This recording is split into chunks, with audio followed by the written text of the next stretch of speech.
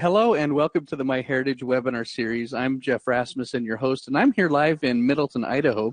And today we have Sharon Monson, who is with us live in the state of Utah for her class, Find a Boatload of Passenger Lists on MyHeritage. So yeah, thanks to Sharon and thanks to the more than 1,600 of you for registering for today's live webinar. So glad to have you with us. And if you haven't seen this yet, this is really neat. Earlier this year, MyHeritage released an amazing feature for colorization of black and white photos. I hope you've used that. However, we're now happy to release a new colorization model which produces even better results when you colorize those photos. You don't need to take any action to take advantage of the new model. Just continue to colorize your photos on MyHeritage. And now I'd like to introduce today's speaker, Sharon Monson. Sharon is a professional genealogist, creator of the Genealogy Kit, and author of Shortcut to Genealogy Sources. She is a frequent presenter at local, state, and national conferences. Her extensive research experience in courthouses, repositories, and the family history library spanned more than 35 years. Her blog is up at gensearchandmore.com, and it features primary and secondary U.S. genealogical sources and skill-building research tips. So please put together your virtual hands and let's give Sharon Monson a nice warm webinar welcome. Hi Sharon, and welcome to the webinar. Hi Jeff, it's Hey. Great to be here and good to be able to just see my PowerPoint and something up instead of error messages. So now do you see that button that says show my screen? Yes. Okay, so click on that. Okay, good. Now I'm seeing it. Now give your PowerPoint one extra click and let's just make sure that's working. All right, we'll check it for just a second. Hey, we're good to go. Okay, it's all yours. Thanks again, Sharon. All right, thanks, Jeff. Welcome to Find a Boatload of Passenger List on MyHeritage. I bet you've seen some of these. This is a modern cruise ship, and some of you have probably been on one or more. The reasons to leave home for a cruise: you've been working 24/7 and you're tired, or the ocean is calling you. Maybe your family is going or your friends are going, or you need to get away from your job or family stress, or maybe it's just vacation time. Passengers in modern times can go swimming. Look at the pristine waters. Huge ship, sun, it's wonderful. There's plentiful food, and it's all day long. And look at the selections. It's not just one thing, it's a whole bunch, so there's something for everybody. And there's great entertainment and dancing, so you can work off all of the pounds you gain because of the all-day food. There's fun for absolutely every single age group. No matter what you need on today's cruise ships, you can do it. But why your ancestor left their homeland to go on a ship is way different. What a contrast. They had deplorable living conditions, crop failures, scarcity of food. Their governments were in upheaval. There was forced fighting and ongoing wars, and they were persecuted in their religion. They all wanted a chance at a better life, and they wanted to own their own land. Kind of a big contrast to what we see as a reason for going on a ship today. No matter where they lived, anywhere in the world, leaving a homeland had hardships. It meant saying goodbye to family and friends, knowing that they might never see them again. It meant dangerous traveling by sea for many months, not just a few days or a week or two, but months with limited food and clean water. And sometimes those passenger ships ran out of clean water and they ran out of food. There was also the possibility of sickness or death on the trip. Going to a new place with limited money and few possessions to start a new life with was really probably fearful for a lot of those early passengers. Maybe they had a beautiful sunrise view and they'd get up in the morning, but most of the day, this was the daytime view for months. No land in sight. And I'm sure for quite a few, it was scary. It could be even depressing. This was the daytime view, and this was all that you could see. And you had to depend on that ship's captain who knew the seas and knew the winds to get you where you wanted to go. But maybe they had a beautiful view at sunset that would allow them to rest a little bit at night. The good news for researchers is, guess what? Everybody has ancestors, and many people have immigrated to a new place. The earlier travels were made by ship, and passengers may be listed on a ship list, either when they departed or when they were arriving. And MyHeritage has a boatload of passenger lists. Sources for passenger lists can be found in libraries and archives, in governmental repositories, and online databases. In those repositories, you might find a series of passenger lists in a book format. Those are great for a limited search. However, some of those volumes are really huge and heavy, and they have small text, and that might be a problem for a few researchers. They also cover a limited number of years and sometimes just list the passengers from one country only. The better news about all of those repositories is that a lot of those series are now available in online databases. The Famine Immigrants. See, it covers a few years, 1846 to 1851. These were passengers from Ireland because the potato crops had failed and they couldn't earn a living and they didn't have things to eat. So they were all immigrating as best they could. Italians to America.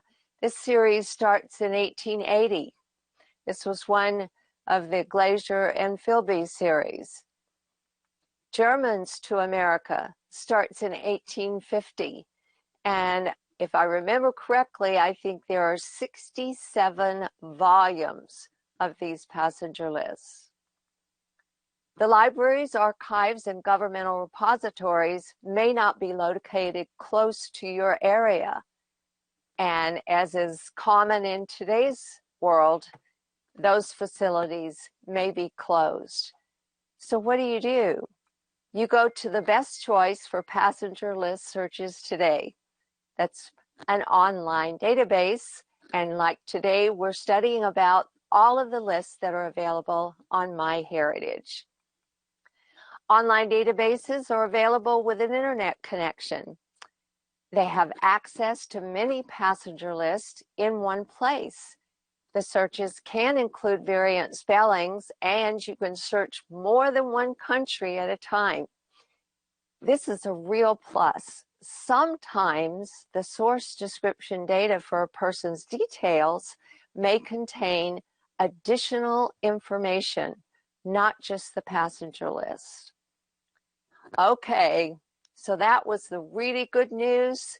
Here are some stumbling blocks. And if you pay attention as we go through, and when we're looking at some of these passenger lists, you're going to see the stumbling blocks come into play. The first thing is people from a foreign country going to another country had an accent, and it wasn't that familiar to people. So the given name or the surname, if it wasn't common, may have sounded a little strange or a little different, and they didn't know how to write it. The spelling is incorrect, but you don't know the name spelling that is on that passenger list, and that is a big drawback. Handwriting on the list is sometimes difficult to read. Some of the later lists up into the 1900s have typed lists, which are much easier, but the older handwriting on some of them is difficult to read. Misspelling of names on those passenger lists is very common, and sometimes the name is transcribed incorrectly in the index or the source of information. All of these things come into play when you're trying to search an online database or even in those wonderful book series.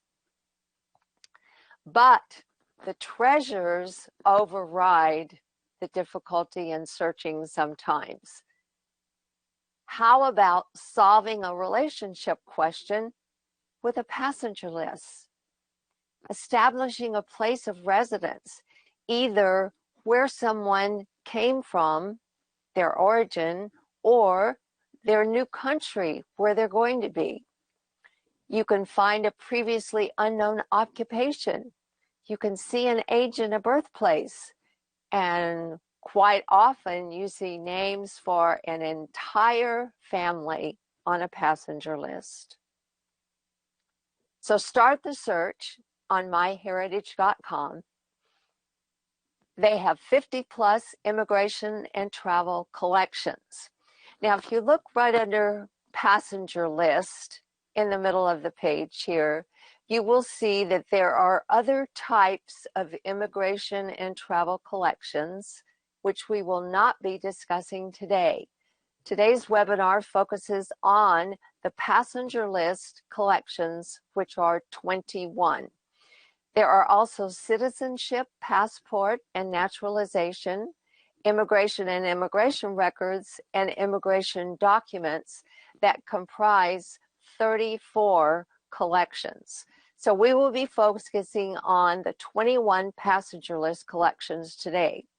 If you look at the bottom, you can refine those by location, and you will see that of those 56 collections, there's only 1 in Asia, 3 in Canada, 10 in Europe, Latin America has 1, Oceania 6, and USA 34. The 16 USA passenger list collections, I'll quickly go through them. There is a description in your handout. Atlantic and Gulf ports, 1820 to 1870. Baltimore mainly covers 1820 to 1943. Boston, 1820 to 1891. California, 1893 to 1957. Ellis Island and other New York, 1820 to 1957. Honolulu, Hawaii, 1900 to 1953. Immigrant Ships Transcribers Guild varies. Passenger and immigration list.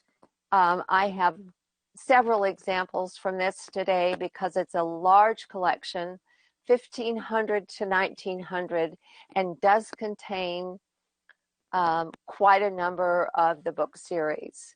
Philadelphia, 1800 to 1945. The Port of New York Discharge Crew, 1917 to 1957. Seattle, Washington, 1890 to 1957. And Transatlantic Migration, North America to Britain and Ireland, 1858 to 1870. I think everybody is trying to grab a pencil, but like I said, all of these are in your handout.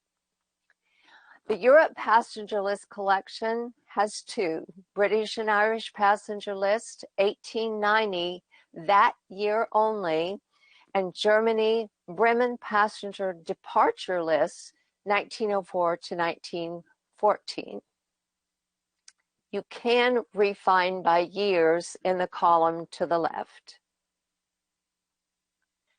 This is a passenger list description, and I would suggest that you read each one of these before you search the collection because it has very important information. Sometimes it will tell you the ports that it covers.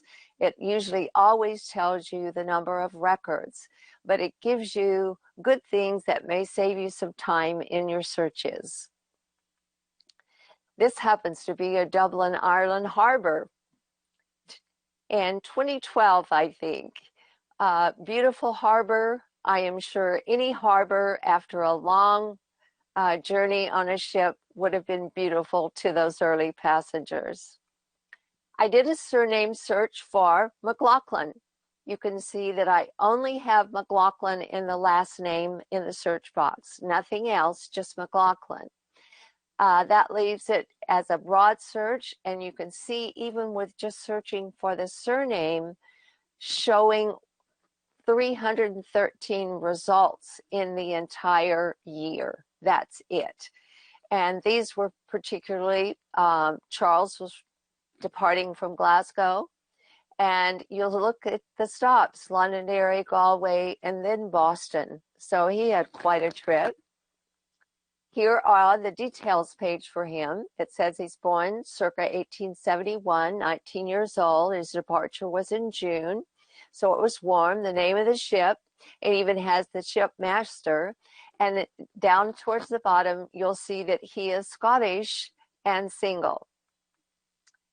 The Queensland, Australia passenger and crew list Maren Jensen, who is departing from Germany and arriving in Brisbane, Queensland, Australia. Maren Jensen details the Germany passenger departure list and the ship descriptions. Excuse me, the passenger list descriptions.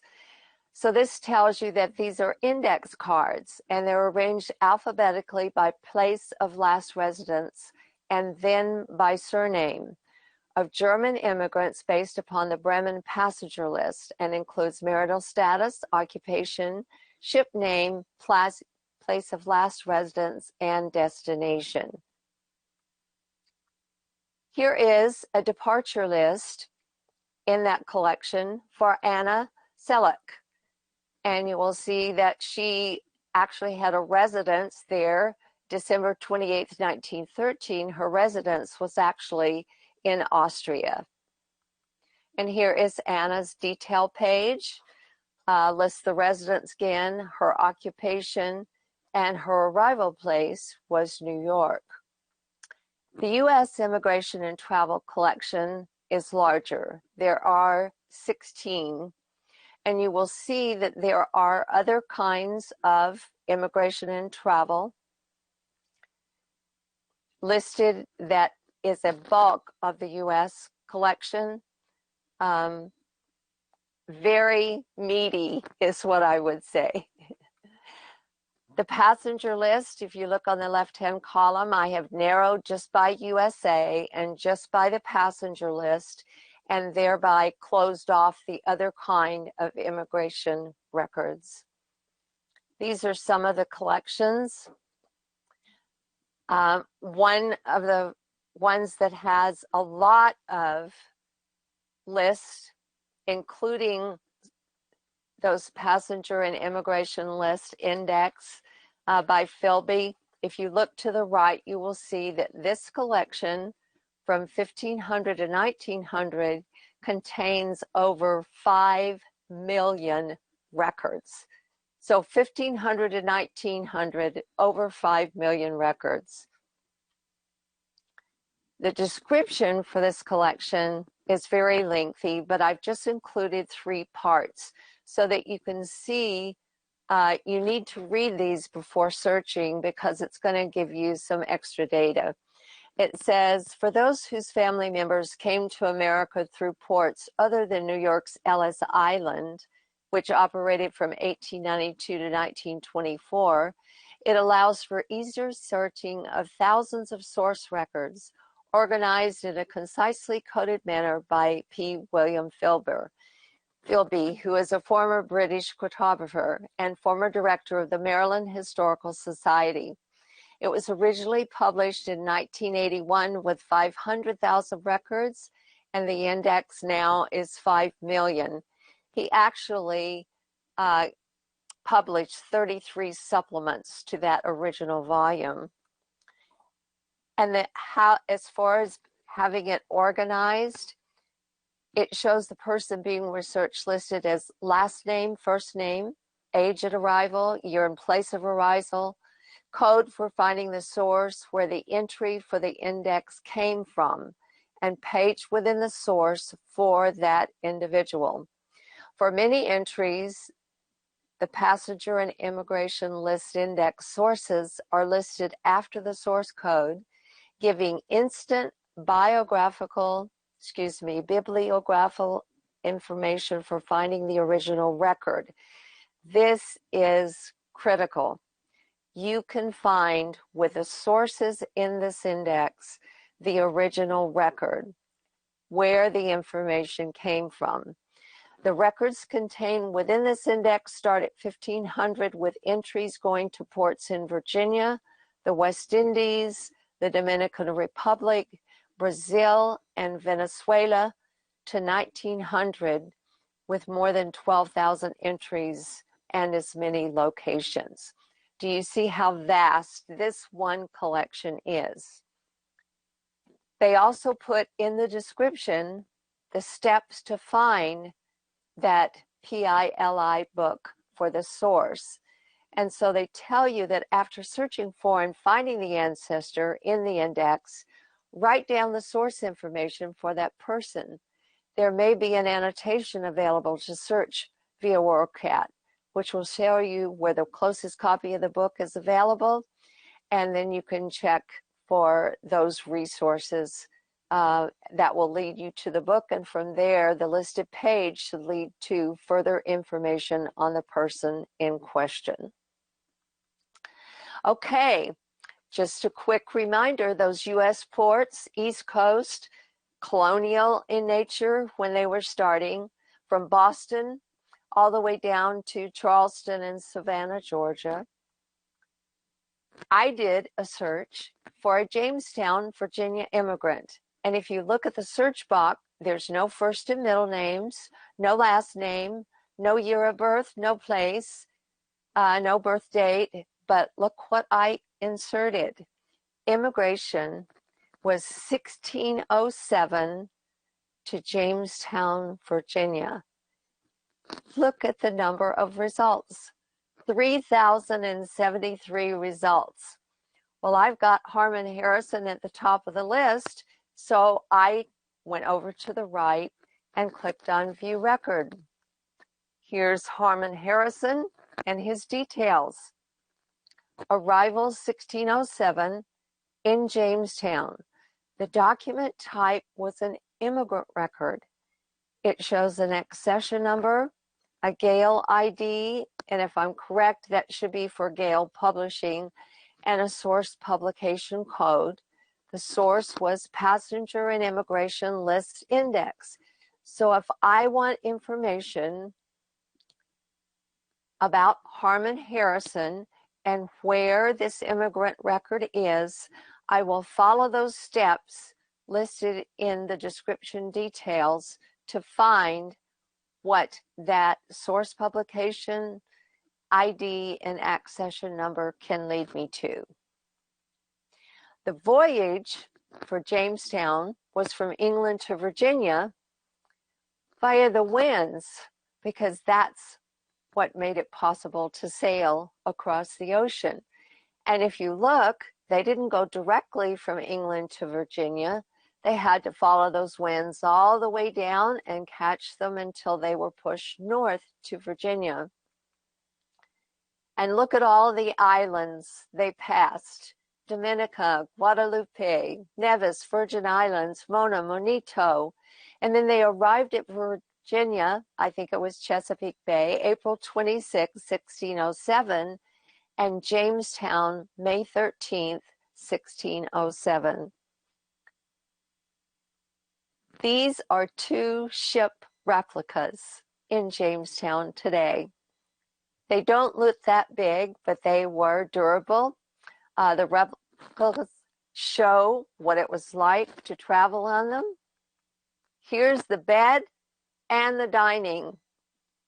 The dining is your wooden tray and bowls, and bed looks like it does have what looks to be ticking, so it could be feathers.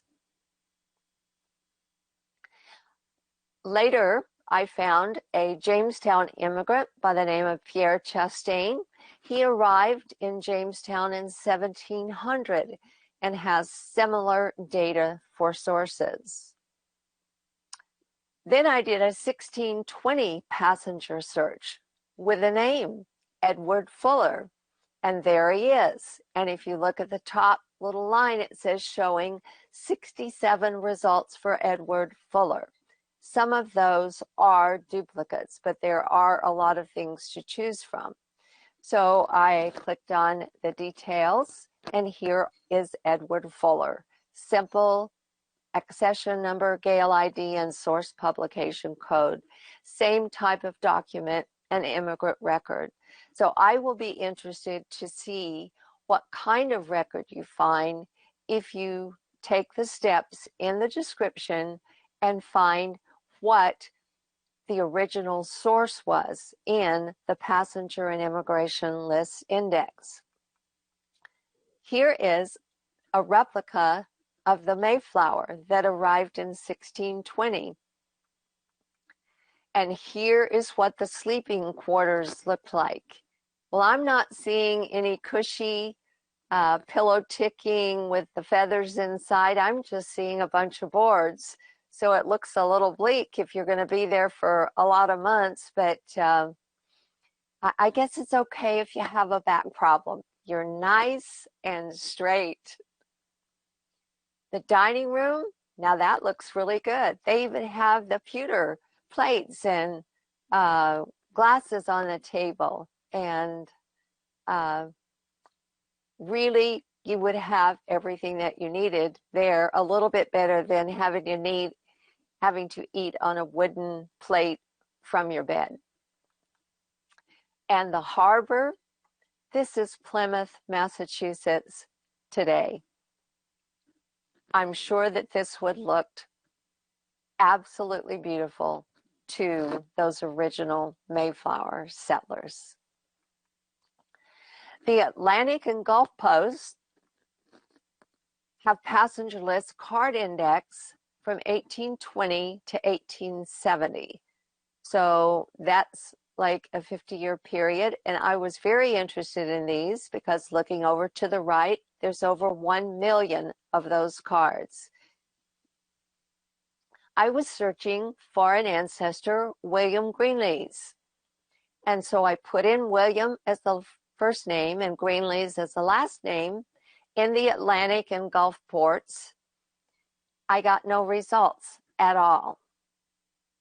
So here we're starting to see sometimes you're going to have trouble with a passenger list based on either an error in the name, the way it was spelled, the way it was transcribed, the way it was spoken, the way it was understood. All of these things come to play for this man. So I went to my book with information about the Greenlees family from Ireland. And here is the page with this start of this family that is in this book. For my ancestor, in the middle of the page, child number 2, there is an asterisk or a little star next to his name. But if you look at the other kids, number 1, number 3, and number 4, John, Joseph, and Jane, they don't have an asterisk by it. So that's a little disturbing because the asterisk says this: William Greenlees had half brothers, Robert Calvert, James Calvert, William Calvert, and Hugh Calvert. So let's go back. If William Greenlees has half brothers, it means that one of his parents was married to someone else and had those 4 boys at least. But he's in the middle, so it's very confusing. Were they married 2 or 3 times? What's the reason these other kids don't have the same note? So he has half-brothers, Robert, James, William, and Hugh Calvert. The introduction of that book gave me an insight into how it was compiled. Several thousand descendants of the Greenlees family were furnished with blanks to be filled out with data concerning their families. So who was still living when that book was compiled? Probably a few years before 1906 when it was published. Well, I searched, and John and Joseph Greenlees lived in Alabama. William Greenlees and his sister Jane Greenlees Breathwaite lived in Arkansas. John, Joseph, William, and Jane all died by 1864.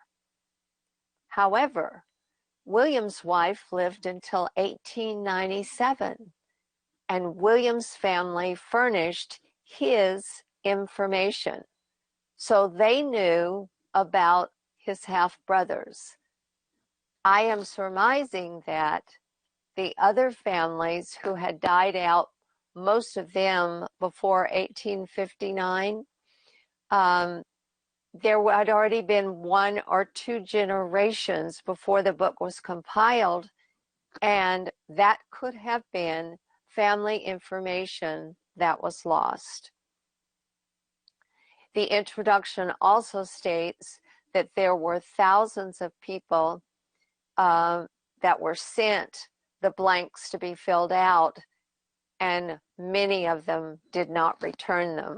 So I know that my Williams family furnished his information, and it probably was more complete than the rest of the family. So I'm searching for one of those boys on a passenger list. So I put in William Calvert. I don't get a William Calvert. Look at this. There's only 4 results for William Calvert.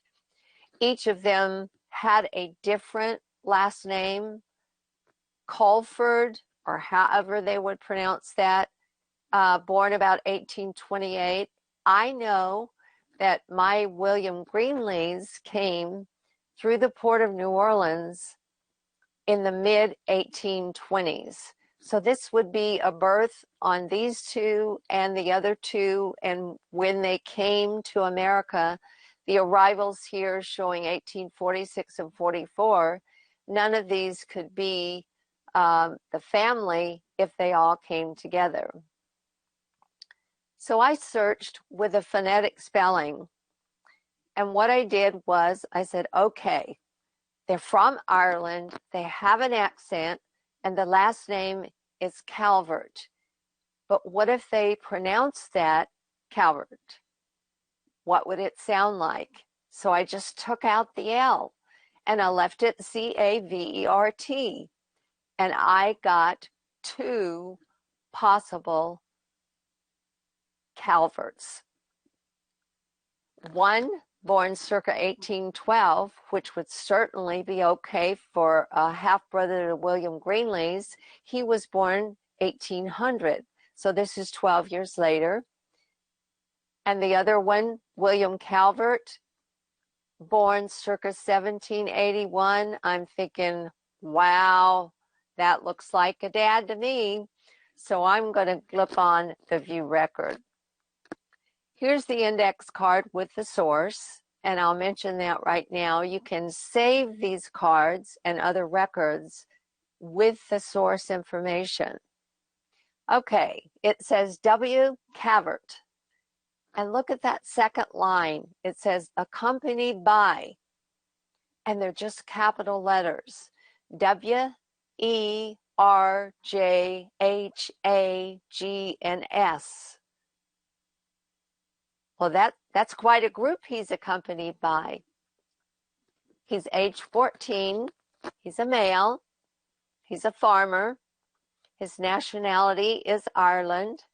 His last residence was Belfast, and his destination is the U.S. Port of entry is New Orleans, Louisiana, and the ship says Edward Denny, and this card was 12/31/1826. So mid-20s for my Greenlees family. Looks like it was the same for the Calvert family, if this is the right one.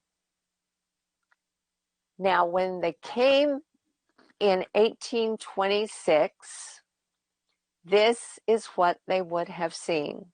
This is Jackson Square in New Orleans, right there on the riverfront, because the ships can come from the Gulf right up the Mississippi River and right to this point at Jackson Square. The cathedral in the middle would have been standing just like it is in this picture. The building to the left, the Cabildo, that was there. All of those buildings would have been there at the time those passengers arrived in New Orleans. And what a beautiful sight this must have been for someone traveling months on the open seas. Here's the index card for the older William Cavart, and his accompanied by initials are ERJWHAGS. So the only difference is the W at the front must have been him, and the W in the middle should have been the 14-year-old son on the other card, and those two W's are just switched positions in that accompanied by line. So I'm assuming that those are everybody in that family that was traveling together. The older William is 45, same occupation, farmer, Ireland, Belfast, US, New Orleans, Ship Edward Denny, same date, 12/31/1826. Because I needed this to prove that that Cavart would be the half-brother to my William Greenlees, I went right to the source for the passenger list, and it is the National Archives in Washington, D.C. It is available on a couple of other online database sites. This is what it looks like. And if you look at the handwriting of the names on the left, they're really drawn out, and then there's a line that goes all the way to the column end. It is difficult to read. Plus, the Cavart has a break in the middle. That is typical of someone doing some handwriting. Once in a while, they stop at a certain place and then start the top of the V in this name. And the T that is the end is the beginning of that line that goes to the bar. So basically, it is hard to read. So I've enlarged it, stretched it out a little bit, and you can see William Calvert, Esther, Robert, James, W, Hugh, Adam, George, Sarah, and right below all of the Calverts is William. You can see the M behind the smudge, Greenlees, and the next name, Joseph Greenlees, his younger brother. If you look to the far right column, you will see that they were going to Alabama, US, and William Greenlees, it looks like his laborer, and Ireland and Alabama, America, is lifted up to the little girl, Sarah Calvert, so it's in the wrong place. But one thing I wanted to note on that original passenger list that was also an error, the name of the ship. And the name of the ship is at the top of the page, right in the middle, and the ship was the Edward Downes, Downes, not Edward Denny. So as you will see, there will be errors in transcriptions and errors in indexes. And Greenlees in about 3 or 4 online databases are misspelled, really annihilated, so that you can't find them hardly at all. But the Cavart, C-A-V-A-R-T, on the cards in the MyHeritage indexes has shown me these 4 half-brothers to Wm Greenlees. And they came from Ireland on the same ship and arrived at the same time in New Orleans. New Orleans today still has big ships and muddy water. Okay, the Seattle, Washington passenger list, 1890 to 1957, almost 3 million in this collection. I searched for George Tennell. He has 2 listings for him, and you will see his birth is almost the same on both. Departure from Vancouver, British Columbia, Canada, arriving in Seattle, and the other one is departure from Seattle, arriving in Celuch. Well, that's a little funny to just do what would be like a cruise. The date is 1931. But if you click on the view record, and you will see that the image for the record is right there. So you click on view record. And when he arrives in Vancouver, this is what the harbor would look like. And the passenger list is typed. These are the 1900s. This is about 1931, and he's the very last line on the list. You will see that MyHeritage has tools so that you can enlarge, you can minimize, and you can expand. Well, I found out with this passenger list that he was a crew member. Look at the top heading, position in the ship's company. And George's name is all the way at the bottom. He was a pastry cook. Must be a man after my own heart, a pastry cook. I found another passenger list for him, and this was an earlier one, and his name is right in the middle on line 23, and the 14 was for the number of years at sea in that position, and at this time he was a 3rd cook, so he was still learning a lot. Seattle, no matter when he departed or arrived, has a beautiful harbor. And also on those typescripts, they use ditto marks a lot to keep from having too much type. He was French, and his nationality was French. And this was from the port of Vancouver. The California passenger list, look at that number to the right, almost 3 million, 1893 to 1957. California is home to the Star of India. It is the oldest iron-hull merchant ship still afloat in the U.S., and it sails regularly. It was built in 1863 on the Isle of Man. It sailed from Great Britain to India and New Zealand for the Indian jute trade when it first started, but in 1871, it started carrying passengers and freight to New Zealand by sailing eastward around the world before returning to England. If you read about the Star of India, you will find that most of its passage voyages were from 100 to 143 days long. That is a long sea cruise.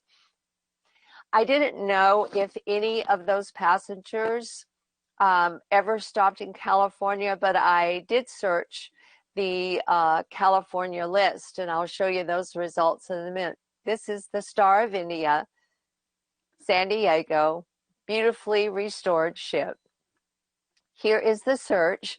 I didn't have a name of anybody, so I just put in the ship name that you will see in the middle, and I didn't find any results. The Star of India carried passengers 1871 to 1896. So with some further historical information, if anyone is interested, you might be able to find some passengers during that time period at a different port. On that ship, this would be a first-class cabin. What a difference from the earlier ones. And even the bunk beds look like they're sturdy. Here's a California passenger list search. I searched for just the surname of Monson, and I did find one that was very familiar, and I was going to search for him, but I knew that he had a nickname, and I wasn't sure how he spelled it. His name is Lafayette R. Monson, and he went by Lafe. So I'm assuming it was like Lafe, but so I just did the plain surname search, and I disabled match name exactly, which leaves spelling variations or any initials or anything like that in there, and you get a much broader search. So you can disable that match name exactly. He departed from the Philippines and went home to San Francisco. The actual list shows 2 people admitted as U.S. citizens, so this proves his citizenship. It also has his address, 450 Sutter, San Francisco, California. I'm sure when he came home, he viewed this beautiful San Francisco, California harbor, and even a taste of town.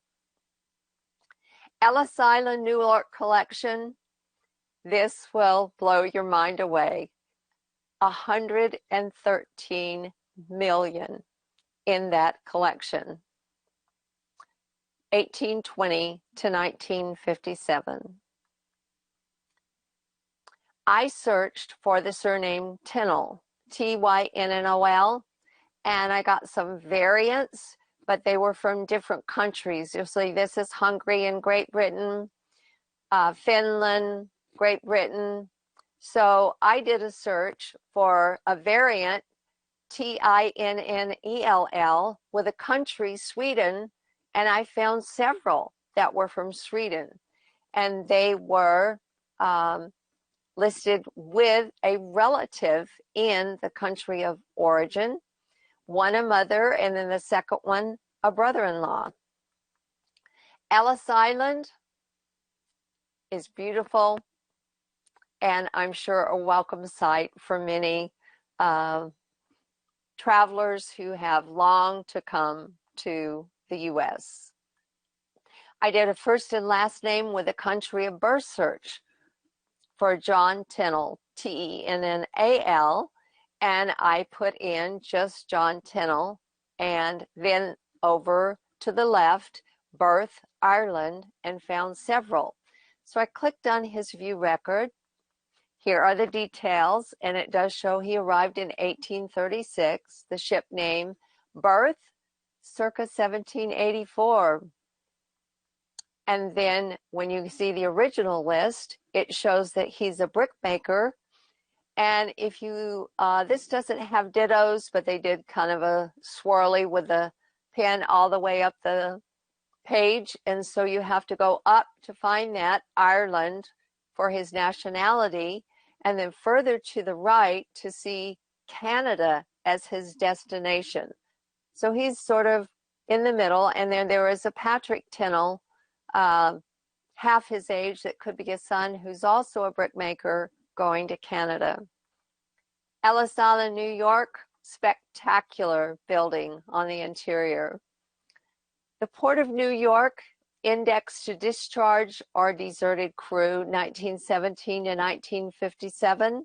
I searched for Joseph P. Allen and found a hit for that.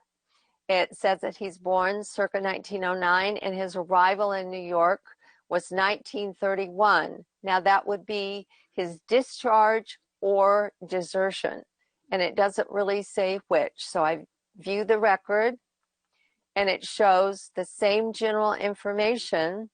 I go to view that original, and it's a card where all of the people with the initial J or the name John or the name Joseph are listed with their different ships, and then that date will be their discharge or desertion date, and there is a number to the right with no explanation. Now, what I can tell you from the collection description is that it says when these cards were filmed originally, there was information on the back side of the cards, and they only filmed the front side of the cards, and all of the information on the back side of the cards was lost when those cards were destroyed. But you can at least get the name of the ship and the date, and also in the description it tells you that they could have been discharged from one vessel and gone right over and gotten a job on another one. Honolulu, Hawaii passenger list, 1.7 million. Hawaii, a search for Don Kimball, who is one of my husband's relatives, found that he traveled to Hawaii in 1938, arriving in Honolulu. There is his details page from the passenger list, and my hubby put in a photo of Don in his military uniform so that you could see what he looked like. Here is the actual list, typescript again, and the source information that MyHeritage always includes with those original documents. So explore the MyHeritage collection. Passenger lists are only a part of what is available in immigration and travel. You need to look for the citizenship, naturalization, and immigration documents. There's just as much in those documents as there are in these passenger lists. So there's 50% more than what I've showed you today. There is a 5-page handout available. It has immigration and immigration record types, a list of major ports, how to search for passenger list on MyHeritage, search tips, and the full list of the passenger list collections on MyHeritage. These are other webinars that I have done that are on Legacy Family Tree webinars. Quite a variety of subjects. There's everything from reading old style handwriting to court records, to probate records, ethnic settlements, navigating an online catalog at Family Search, and West Florida, which covers those early years pre-1830. So that means it goes from just north of New Orleans in that part of Louisiana, the bottom half of Mississippi, the bottom half of Alabama, and the Florida Panhandle, all of that pre-statehood. So look for some of those if you're looking for additional information on these subjects. As always, Legacy Family Tree Webinars has a very varied archive of webinars. Contact information is listed also on your handout, and the sources in the webinar are cited here. I really appreciate your listening to this webinar today. I hope that you have learned a couple of things at least, but more than that, I hope that you are truly excited to get onto the MyHeritage website and find ancestors in their passenger list collections. So thank you so much for being here today. And thank you, Sharon. And speaking of being excited about this, let me show you what I was doing while you were talking. Found my ancestors in the immigration collection here. So I want to show everyone how I did that. So I went up to here, I hovered over research, went down to immigration records, clicked there. Sometimes I tell people to go to the catalog first because I want them to see everything that is available. So collection catalog, and then immigration catalog, and then you can narrow all of those searches on the left-hand column, that very left-hand column. You can narrow by location, like USA or wherever you want to search. And you can also, after you get into there, narrow by years, and it's a more effective way to search. It gives you a broader search and you'll get better results. Very good. Okay, so Sharon said go here, go to collection catalog, and once you've done that, then over here on the left, go click on immigration travel. and then just narrow it down to however you want to over Right. here by the years, collections with images, By the and location. yeah. So what I want to show you here, Sharon, is what I found. And I found it going this way, so I'm going to just try it this way this time. And I think I went right into this one, to the Ellis Island passenger list. Okay, click on that. And here, so I couldn't find Hans Rasmussen, and I was trying it a few different ways. And so, watch this. I'm going to just do a search for Hans Rasmussen, and so I get a list of 1,539. Well, Hey, you can eat your dinner while you're looking through them. guess so. So I'm going to change it. So this is exactly how I did it. I took off the first name, so I'm just going to look for all Rasmussens, and I'm going to match that name exactly. And I'm just curious what the difference is now. So now I've got 40,000. So I increased it by a whole bunch, but I'm going to narrow it down because I know that he came in the year 1870. So I'm going to type in 1870, and I'm going to match that exactly. So yes, and I'll apply that. Let's see. Now I'm down to 60 results. So that really narrowed it down. That's manageable. And I'm going to, if I do ship name, I'm just curious. If I type in the name Minnesota, yeah, so it rearranged everything. So all of the people that came on the ship Minnesota are now sorted here to the top. Now, so I clicked on the first one, Christian Rasmussen, who was Hans's father, and many years ago, this right here, it kind of threw me because I thought he came from Denmark, but if you think about the time, I think that area of Denmark was part of Germany. Regardless, I scroll down a little bit more, and here's the image, and I'll click on the image to enlarge it, and lo and behold, right here on the screen is my entire my immigrant family. So here's Christian Rasmussen, his wife, and here's his child Hans, and his other siblings, and so just like that, I've got you've got the father, the mother, the children. It even tells you to the right, you verify that their wife is the wife and that you've got a child, and they're female or male. So you've got basic information and age, so you can get that birth year. It is fabulous. Oh, love it. Love it. And for those of you who are asking, you would go right here. So how can I download the document? Oh, I just click here, and it opens up into a new window where you can then right click and click on save image, and then you could put it wherever you want to, or even print it as well. Here's the print button, and when you do, I was looking to see how it's formatted. So just hit print, and off you go. And finally, Sharon, I saw this. Here I can go and click on Save Record.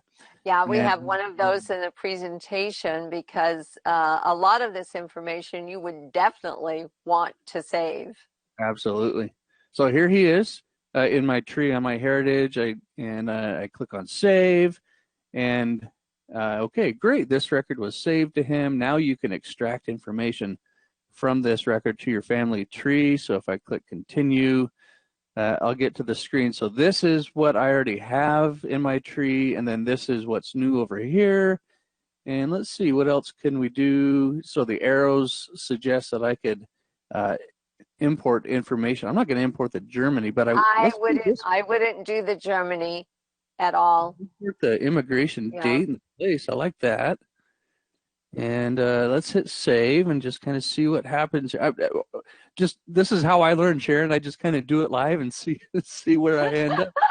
And, well, you'll never learn anything unless you take a stab at it. And the best way to learn is trial and error. Yeah. And when you learn from those errors, it's fabulous. You usually don't make them again, or you make them maybe once more. We'll give everybody a little leeway, but trial and error is great.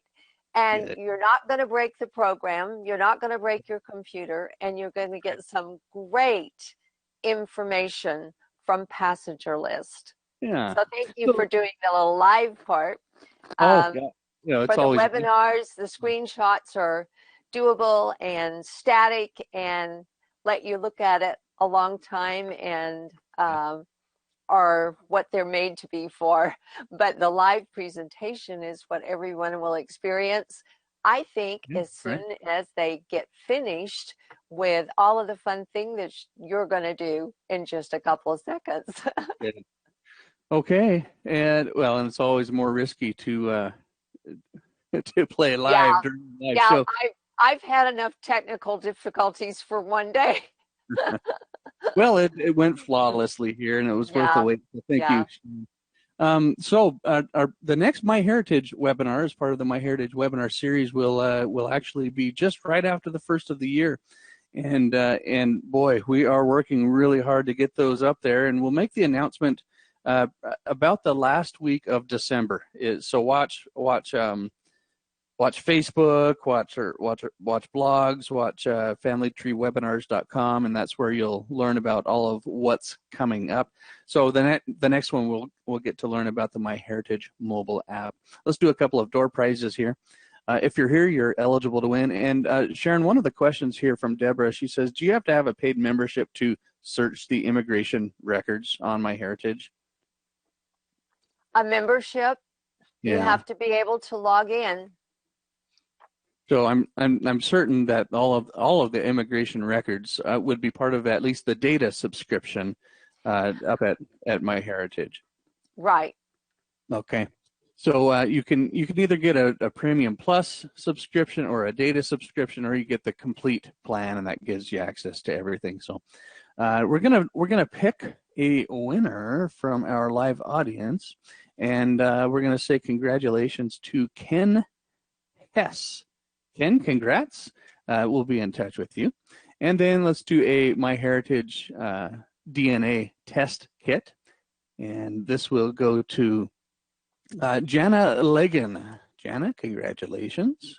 Just writing down your names here so I don't forget to send it on. And very good. So we're at the questions area. Now this is going to be kind of fun because, Sharon, I actually have an unexpected thing I have to go attend to right now. So Maren is with us right now, and she's been following the webinar here, and I'm going to welcome her to moderate the questions here. So Maren, thank you so much. Sharon, thank you so much. All right, Sharon. Yeah. Thank you, Jeff. All right, then let's get to some of these questions with the time we have left. Terry says, if your ancestor came from Hamburg to New York in 1866 and he's on the manifest, can you also find boarding documents such as certificates about them? The Germany Bremen Passenger Departure List collection is actually 1904 to 1914, so it wouldn't cover that. However, the Germany, southwestern Germany wouldn't be exactly in the right place. You could check around to see one of the other collections besides the passenger list. There are some Germans immigrating to the U.S., but those departure records are not as readily available as the arrival records. The government regulations on what they required the people to do, and let's face it, you know what it's like to go through boarding a ship today. It's very regulated. You go here, you sit here, you furnish this document. Well, a long time ago, it wasn't that strict. There weren't that many government regulations, and people would show up and give their name that was written down by hand, pay their passage if they hadn't done that already, and get on the ship. So it was a lot quicker and a lot less efficient, and the records are abysmal in some places. But like Jeff just showed you, get in there and look for them, and be creative. There are some search tips for being creative with the way you search for a name in the handout. And I would definitely look, because you might just get a hit on one of those broad searches. All right. Cassandra is asking, are there passenger lists for merchant marine ships or soldier ships that arrive in ports? Not as many available. That was like when I was searching for the Star of India passengers. That was mainly a merchant ship for a lot of years, and it also carried goods on the ship. You know, it carried freight and passengers and made a lot of stops in different ports. Well, I searched in California, but they also made stops in Chile, and they made stops in New Zealand, and they made stops in India, and you know, they departed from England. So you really don't know which one. Your best choice would be to start in something like the Passenger and Immigration Index, because it covers a lot of countries. It's got a ton of records in there, and you may be able to hit something like that. But unless they had a passenger on board, I can't see where there would be any list. Now, one thing that you can find would be the early ships. You could get a name of a ship, you could get a captain on a ship, maybe some of the other crew on the ship, and they would usually give you the amount of the goods carried, but that's about the extent of what is available for freight or merchant ships. And as far as the military, I have never seen something that is just specific to the military. All right. I just want to point, Cassandra, to our Merchant Marine webinar that was recently done by Michael Strauss. Now, I was live during that webinar, but I don't remember what he said about a passenger list, if anything. So I did put that link in the chat, so you can have a look at that, see if it provides any help. All right, Jackie is saying, I don't see New Orleans. I don't know how to say that. I'm not even going to attempt it. Are they not online? New Orleans, yeah. As in the MyHeritage, is part of the Atlantic and Gulf Ports Passenger List Card Index. The actual passenger list are not in this collection, but the card index to the 1820 to 1870 are in this, and additionally to the 1820 to 1870. Let me look just 1 second. I know that there's something additional. It's basically, it is an incomplete alphabetical card index to passenger list of vessels arriving at various Atlantic and Gulf Coast ports that excludes New York from 1820 to 1874. So there is a little variation on the years. The card index also includes records from an 8-volume series of transcripts that includes names of passengers arriving at Atlantic and Gulf Coast ports from 1819 to 1832. So it was an original, originally these were created by the WPA between 1935 and 1937. And they are very old cards, but like the one that solved my problem on the Calvert family is very appreciated. So Jackie could go and search up the names, see if they're found in the index, and then right, she would know if they were available. Do some further searching, just like you do when you find something that has a source. So you see the information on the card, you have the date of arrival, you have the name of the ship, you have where he was from. His port was New Orleans for the ones that I was showing you today. You can take those sources just like I did and find the original passenger list, which was a National Archives record. They're available online. even if they're not in the MyHeritage, that original record. It's just like any source that's listed in these collections. You can do some extra digging and find that original source, and you have the information that you need from the indexes to find that original source. Okay, great. All right, Elaine asks, were passenger lists kept for people traveling back to their homeland? There are a few of those in MyHeritage. If you look at, let's see, Australia, the Australia passenger list collection has inwards unassisted passengers to Victoria, and all of those Australian collections start in 1852 to 1920s, and then they have the Australia outwards passengers from Victoria. So that varies by collection. Like I said, you don't know what government regulations were as far as what kind of records. You don't know how they were kept, if they've been microfilmed, if they've been released to the public, or if they're still in an archive someplace.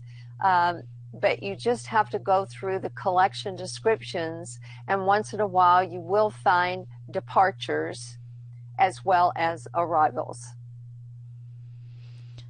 All right, let's see here. E. Holmes is asking a couple questions. Let's start with this one. How do you find passenger lists by ship name? Is there a field that you can search by? Because that's the way you would have to do it. There has to be a data field for that, or unless there's a book or something. Well, I see the passenger list is very much catered to the country, and so every country has different cultures, different languages, whatever. So I'm not sure.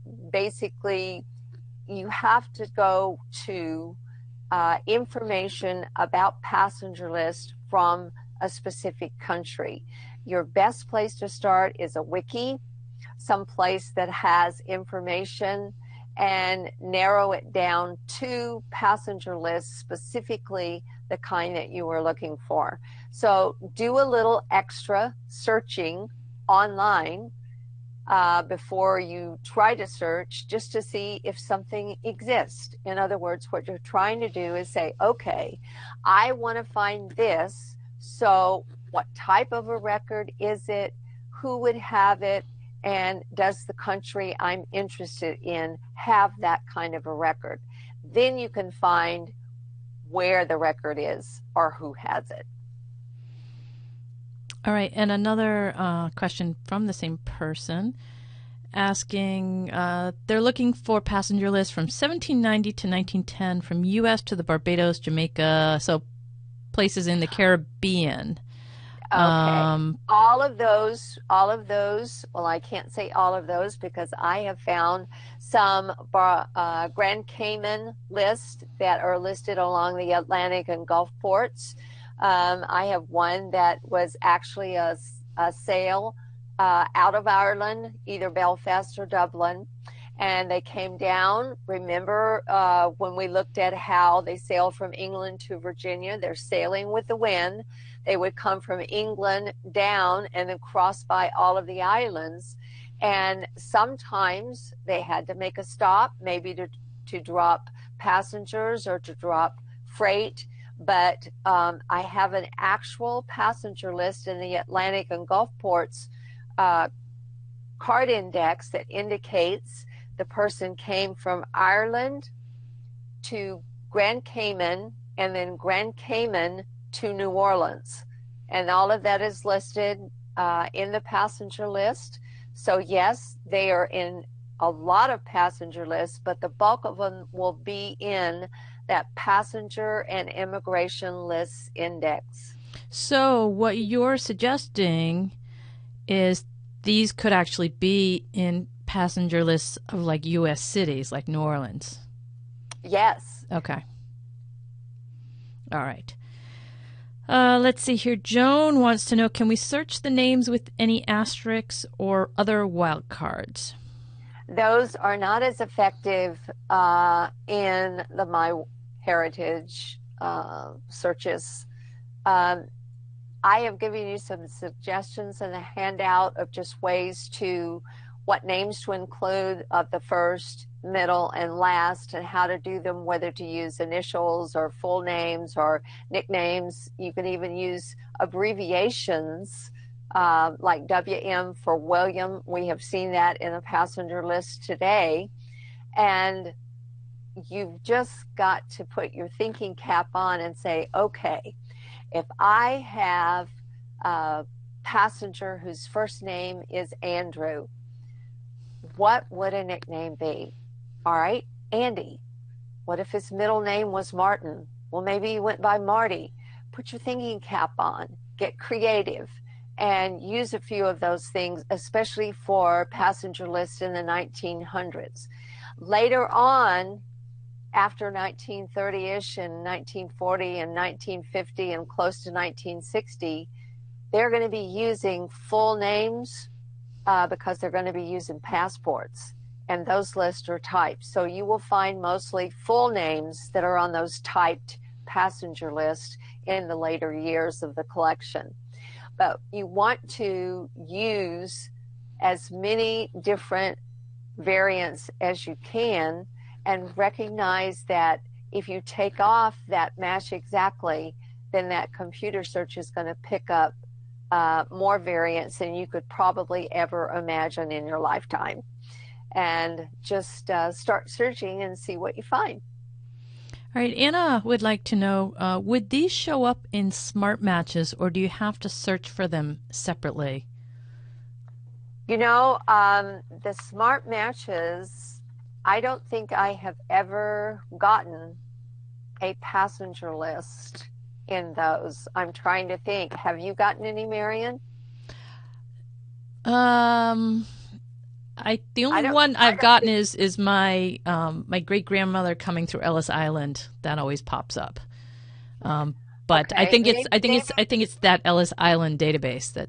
Yeah, it's that big Ellis Island. I don't see, most of my family would have been in those Gulf ports, or maybe Charleston, Wilmington, Virginia, all throughout the South.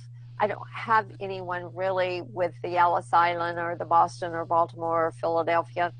I'm thinking that the Ellis Island may be the only one that might have that. Seriously, I don't think I have ever gotten a search from the passenger list. All right, last question for today, and this is from another Sharon. She asks, what are your suggestions for when the surname begins with a letter that is in a different alphabet? And so when trying to understand this question, I'm thinking myself of like the Russian alphabet, especially it has some letters that aren't in the English alphabet. So I'm not sure if that's the same interpretation as this Sharon is asking, but that's what comes to my mind. Well, basically, you might be able to get some help with that with the translate features. Right. Because I know even on some of the passenger list details lists that I had today, remember the one that was from Austria, you would have the German spelling for the country of Austria on her details list, but the rest of it was in English, and you may be able to get some help with that translate search feature. Okay. Sharon is saying Swedish. It's in Swedish that she has these records. But, my understanding is that the MyHeritage site, will take whatever name you put in and then in English and then translate that automatically to these other names. So translate it automatically. Yeah. And they are very good with the translating not only of the names, but also the data that's in a record that you may be viewing. There's usually a place at the top to switch from English to a foreign language, and with that translate feature. All right, and with that, our last comment here, Barbara, she says, thanks for the great presentation and wonderful sources. So with that, I'd like to say thank you very much, Sharon, for coming on this special MyHeritage webinar today. And thanks to all of our audience for being here today. We hope we'll see you at the next MyHeritage webinar. Thanks, everyone. Bye-bye. Bye.